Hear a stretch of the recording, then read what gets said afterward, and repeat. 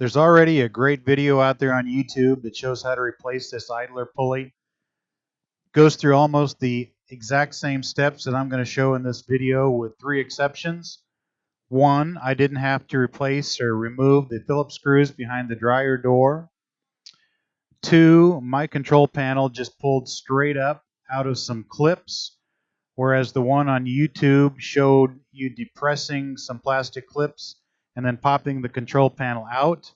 And then also there was a slight difference between the connectors for the door switch and the moisture switch detector, but other than that, exactly the same.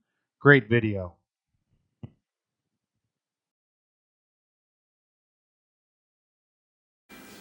Clear out some space in the workroom, slide the dryer out, undo the power, and then we're going to take off these 2 screws so we can get this top panel off. Once you get those 2 screws loose, panel just slides back and up and off.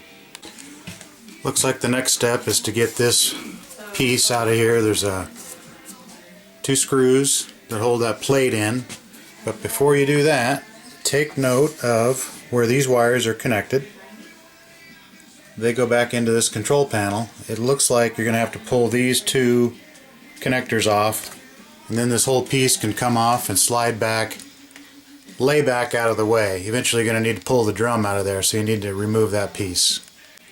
Also, this connector is going to have to come undone if you're going to flip this thing back out of the way. These power wires back here, hopefully those stay intact.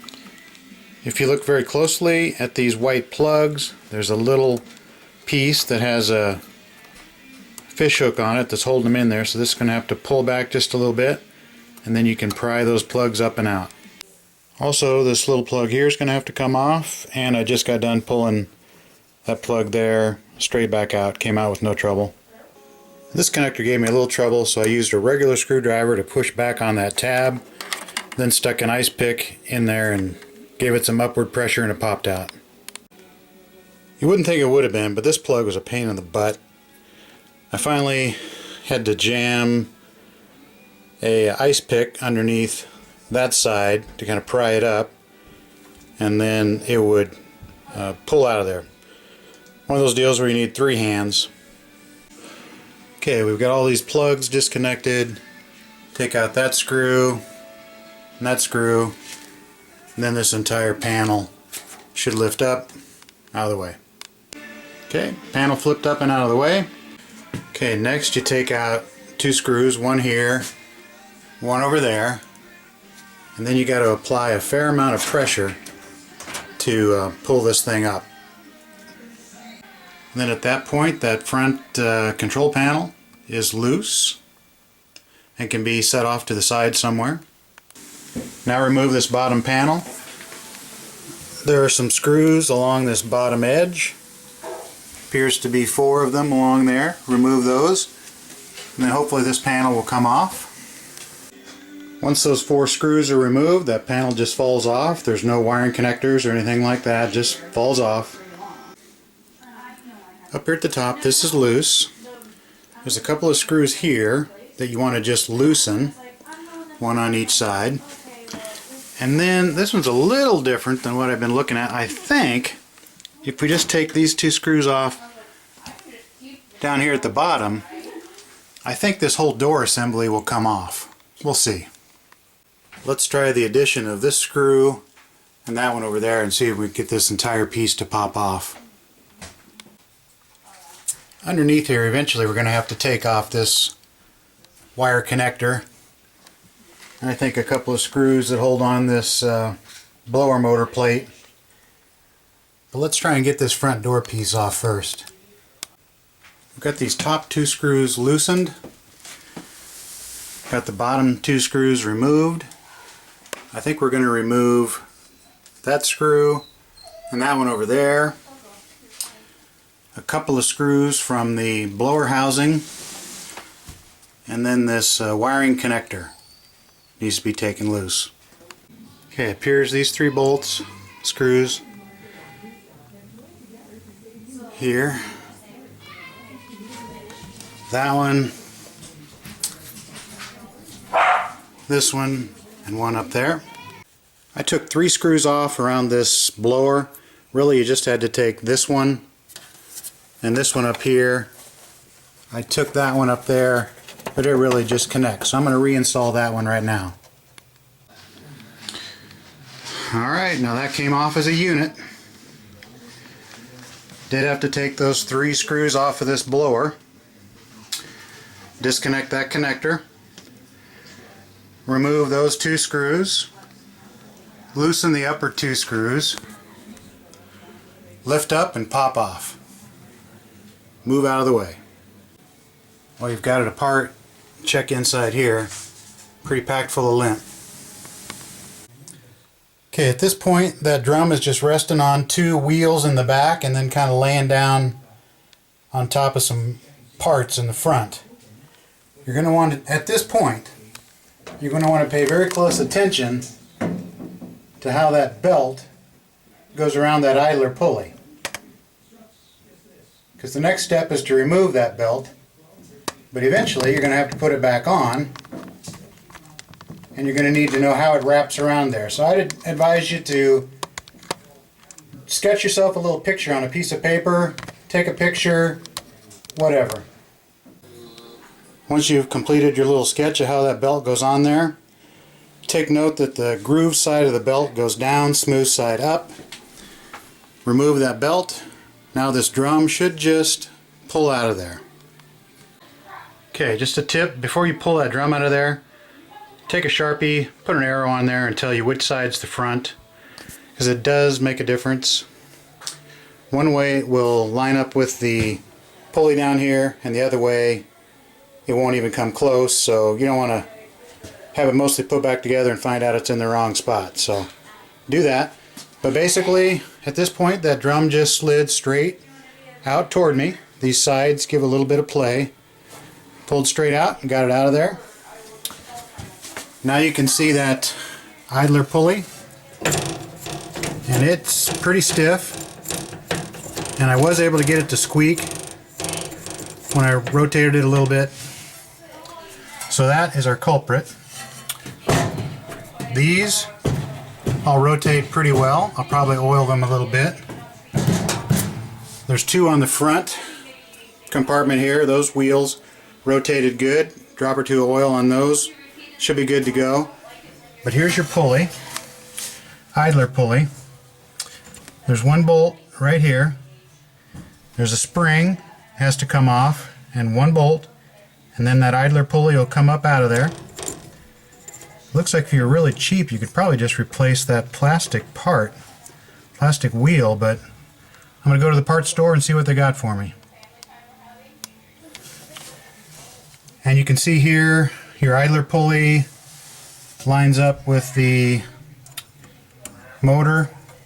This shaft has grooves on it, so you want those grooves for the belt to go so they touch this surface.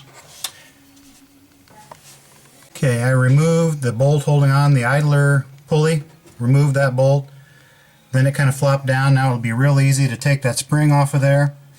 We'll do the same thing in reverse.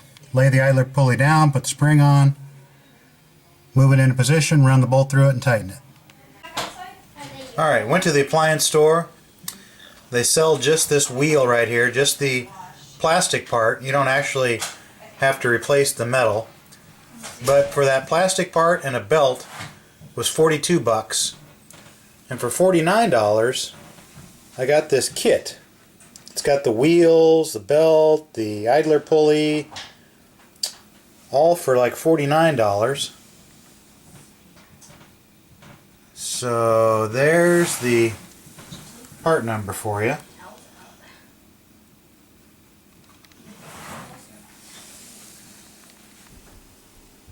In the repair kit, you get some instructions, which I think are basically worthless. 4 new wheels, new idler pulley, a belt, a little washer, which I think goes on the idler pulley. Then you get 10 of these little triangle attachments. On the idler pulley, you just want to snap that little plastic triangle that's holding that on. It'll be brittle and it'll just crack. When this pulley comes off, There was a little plastic spacer behind it. I'm thinking that might be what they give you that little washer for. So I'm going to decide which one of those I'd rather use. The idler pulley is a lot wider than the belt, and this is the old one. You can kind of see that the belt must have got down here on the right side, and there's a step that it wore into that pulley. I was kind of surprised. This isn't really a bearing, it's just more like a bushing shoved into this plastic, so there's no bearing part there. So that whole thing just spins on this shaft. Those $1 rice packets. So you're going to want to make sure you get this shaft nice and clean and that it feels smooth, and probably a dab of oil on there. Alright, I'm going back with the plastic washer on the inside, followed by the idler pulley, a little dab of grease on the shaft, then the washer, and then the triangle hold down ring. Okay, got the new pulley on, got the shaft, everything bolted back in place.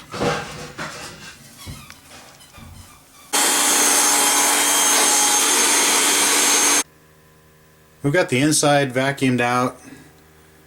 I'm going to take an air compressor, blow the motor out, get the dust and lint out of it. I don't see any places to oil it, so we won't do that.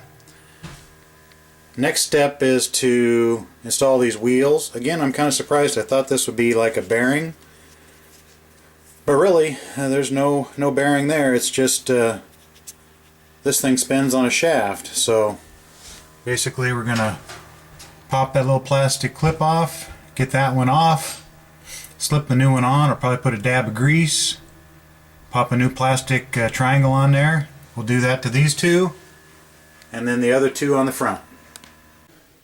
I see now why they gave you 10 of those little plastic triangles. They've got one of them back in behind, and then you've got one holding it on here in the front. So you got 4 wheels, that's 8 of them. Then you need one for this idler pulley, and they give you one for spare because they are just cheap little plastic things. The wheels appear to be symmetrical, so there's not one side or the other that needs to go towards the front or back. So take them off, check the shafts, make sure that they're smooth, and then I'd apply a little coating of grease and we'll put the new wheels on with the plastic clips. Okay, get the drum in there, get the belt on, red side up, rib side down. This is when you're going to want to have your little drawing handy. Get that belt back around the tensioner and the motor correctly. I'm sure if you do this for a living, it's easy to whip that belt over that tensioner. I had the best luck when I went ahead and put it over the tensioner and then stuck my finger in the loop that would go over the motor, and then reached one hand around on the left, reached the other hand on the right, pushed the tensioner up, then used my left hand to work the loop over the motor. Lift this piece into place, kind of get the wheels underneath the drum, lift it up just a little bit, and then you can hook the top in here. Eventually you'll tighten those along with the screws down here on the bottom. At that point you can rotate the drum and verify that the belt's not twisted and everything seems to be turning okay. Get this pesky connector hooked back up. Alright, this is not what you want. This is on the outside of the white piece, and there's a gap down here, so obviously we didn't get this front door on correctly, so loosen those again. I hadn't connected that connector yet, so loosen the 4 screws and we'll try and work that into proper position. Alright, much better now. Now that piece is fitting in there. 1 screw up here, 1 screw over there. Yeah. So 2 screws in there. Get these 4 tightened back up on top. Should be in business. After a minor detour, we've got this housing over the blower. A couple of bolts here. Got that connector tightened up there. 4 screws holding this front door assembly on. Now we'll put on this lower panel here. several screws, 4 along the bottom, and turned out there was no purpose in taking these 2 Phillips head screws off here, so let's get those back in before something falls out. Looks like that front panel just slides down and gets wedged in between these three or four clips up in here. Time to slide the front panel display assembly back into place. It should just kind of slide down over some things, and then there's these 2 bolts on top that hold it in place. Time to flip this back over, put this into place with a couple of screws, one in front, one in back, and then reconnect a bunch of plugs. The front here kind of slides up underneath the trim on the front, so this piece on my left is going to slide underneath there. Okay, got the 2 gray ones popped back straight down in, little tab popped over the top. Red one pushes in from the side, doesn't snap. Maybe I broke the tab off, but it really doesn't snap. Yellow one popped in. This little booger here goes in a lot easier than it came apart, and should be ready to slip the top back on, and we should be ready to roll. Got the top back on. Now we're going to get our assistant to come in here and push some buttons for us and see if we succeeded. Some more, please.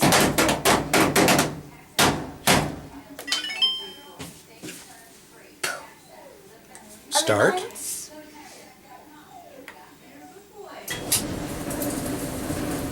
Sounds quiet. Let's have a hoorah. Hurrah! Yay! Hurrah! We fixed it for $49 worth of parts. Amazing. Well, crisis averted. The dryer is fixed once again. Fixed on the same day. As you'll notice, I could have gone on to Amazon and gotten the parts for, half the cost, but I had a day off. Got the parts for a little under 50 bucks, 50 with tax. Got the thing going. Everybody's happy. Back to school. Clothes are washed. We're good.